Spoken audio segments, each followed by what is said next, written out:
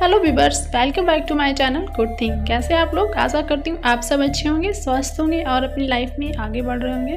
तो ब्लॉग का स्टार्ट करने से पहले मैं अपना इंट्रोडक्शन दे दूँ। मेरा नाम दिव्या है और मैं आपके साथ एस्टेट सीटेड और टेट की जर्नी शेयर कर रही हूँ। मेरा सीटेड तो इस बार जो था वो क्लियर हो गया है और आने वाली वैकेंसी के लिए मैं टीचिंग की तैयारी कर रही हूँ। तो अभी रात के बज रहे थे 10, मैंने तब से स्टडी स्टार्ट की हुई थी और सेकेंड स्लॉट जो था वो मैंने 11 बजे से स्टार्ट किया।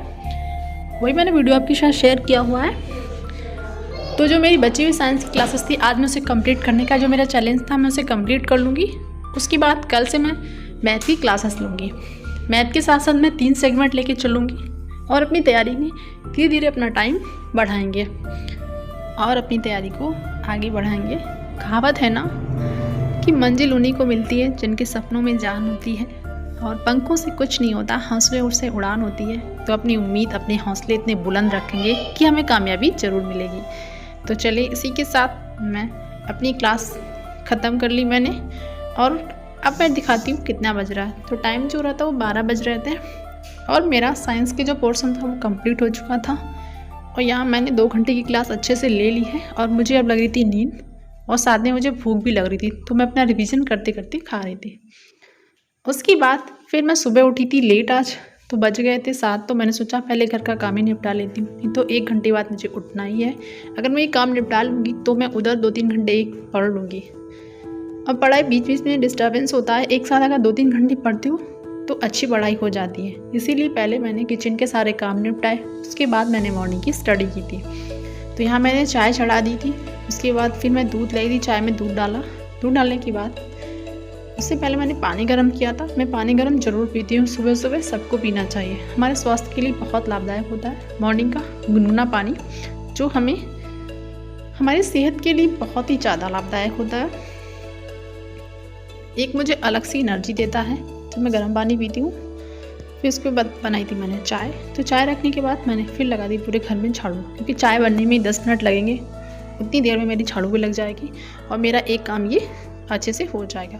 उसके बाद जो किचन के काम बचे हुए थे मैंने उसे भी निपटाया, क्योंकि 1 घंटे में मुझे सारा काम करना था। ये मैंने टारगेट रखा हुआ था और मैंने इस टारगेट को अच्छे से कंप्लीट कर लिया था। और अब बज रहे थे 8 और मैं आ गई थी फिर से अपना पढ़ने। तो यहाँ मैंने अब आज जो थी मैंने जो 8 क्लास की NCERT थी, मैंने कहा उसे भी पढ़ लेती हूँ। एक क्लास तो बची हुई है, अच्छा रहेगा। तो उस क्लास को पढ़ने के बाद फिर 9:19 हो रहा था, तो मैंने थोड़ा 1.5 घंटे के बाद थोड़ा सा मैंने रिलैक्स का टाइम लिया था। तो मैंने उसमें क्या किया था, मुझे थोड़ा भूख लगी थी तो मैंने अपने लिए जूस बनाया, साथ ही अपने बच्चे के लिए सेरेलैक भी मैंने कहा भी बना के रख देती हूँ, जब उठेगा तो खा भी लेगा।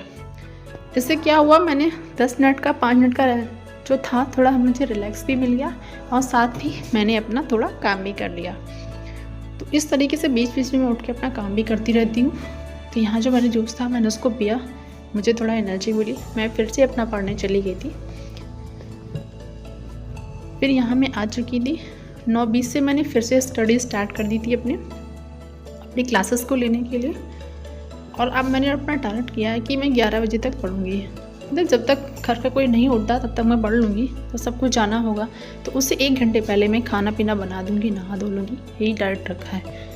अगर आप सोचोगे ना पहले घर के सारे काम निपटा लेती हूँ तो पढ़ती हूँ, तो फिर स्टडी नहीं हो पाती है। मेरे साथ ऐसा होता है, इसलिए मैंने यही सोचा है कि घर वालों के जाने के 1 घंटे पहले ही मैं उठूँगी। 1 घंटे में सारे काम हो जाते हैं अगर आप करना चाहते हो तो वही मैं कर ली थी। मैंने कहा यहाँ अच्छे से क्लास ले लूँगी तो ज़्यादा अच्छा रहेगा, क्योंकि ये मॉर्निंग का जो टाइम होता है वो स्टडी का बहुत अच्छा होता है। फिर उसके बाद एक बार उठने के बाद फिर घर के इतने काम होते हैं। कभी कभी ऐसा भी होता है दोपहर में कोई ना कोई मिलने भी आ गया या किसी वजह से आ गया है, क्योंकि फैमिली है तो कोई ना कोई आता रहता है, तो हम लोग कुछ कह भी नहीं सकते उनसे और उनके पास ही बैठना होता है, उन्हें टाइम देना होता है। साथ ही जो और काम होते हैं जो हमारी रिस्पॉन्सिबिलिटी होती है वो मुझे निभानी पड़ती हैं, तो उनसे भी मैं उन्हें इग्नोर नहीं कर सकती, इसलिए मैं यही करती हूँ। तो फाइनली मेरा 11 बज गए और मैंने जितना सोचा था आज उतनी अच्छे से मैंने स्टडी कर ली है और मैं बहुत संतुष्ट हूँ। इसी तरीके से मेरा डेली जो स्टडी का टाइम वो भी बढ़ रहा है और मुझे अच्छा भी लगने लगा है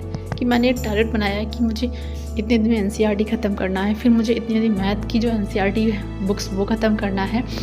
और मैं डेली अब ऐसा करूँगी करंट अफेयर की क्लासेस में भी लेने लगूँगी आधे घंटे की। उससे क्या होगा कि जब तक एग्ज़ाम होगा 5-6 महीने में, तो मेरी करंट अफेयर वो भी अच्छी हो जाएगी।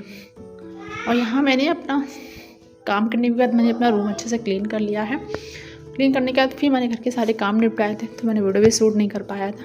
और मैं फाइनली अब आ गई थी खुद के लिए टाइम निकालना। तो यहाँ मैंने अपने बालों को सही किया।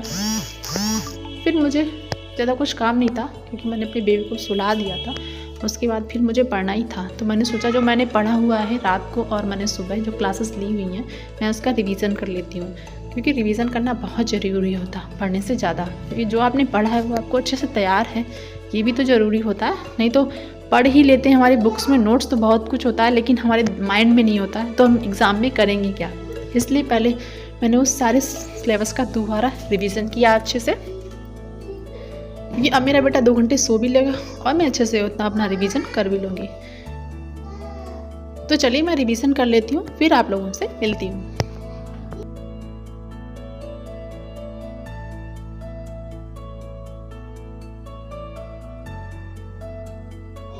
तो ये वो नोट्स हैं जिनसे मैं अपना रिवीजन कर रही थी।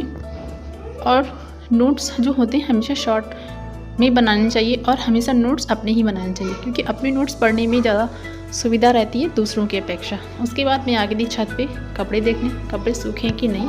और अभी दोपहर के बज रहे थे 3। जो कपड़े नहीं सूखे मैं पलट दूँगी, जो सूखे मैं उन्हें नीचे ले आऊँगी, क्योंकि ये भी मुझे काम है। कल के भी कपड़े पड़े हुए थे, थोड़े फोल्ड करने थे, तो मैंने सोचा आज मैं यही काम निपटा लेती हूँ। अभी मेरा बच्चा भी सो रहा है, उठा नहीं है। और वो सो भी गया था 1 बजे और 2 घंटे हो भी गए। तब तक वो नहीं उठेगा तब तक मैं ये काम करती रहूँगी।